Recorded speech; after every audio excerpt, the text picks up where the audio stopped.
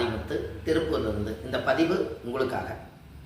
இன்றைக்கு வீட்டில் வாஸ்து தோஷம் இருக்குது, இந்த வாஸ்துனால நம்மளால் நிம்மதியாக தூங்க முடியல, கெட்ட கெட்ட சொப்பனமாக வருது, அதனால் எனக்கு இந்த வாஸ்து குறைபாடு இருப்பதனால இந்த வீட்டை நான் என்ன பண்ணுறதுனே தெரியல, அதனால் வீட்டில் ஏதாவது வாஸ்து இதை சரிப்படுத்திக்கணும் அப்படின்னு சொன்னால், அதாவது வருஷத்துக்கு ஒரு முறை கணபதி ஹோமம் ஒன்று பண்ணுங்க.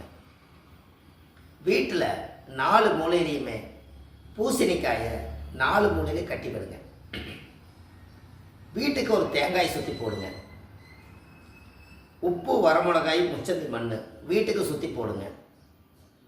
ஒரு பூசணிக்காயை வீட்டை சுற்றி உடைச்சிருங்க.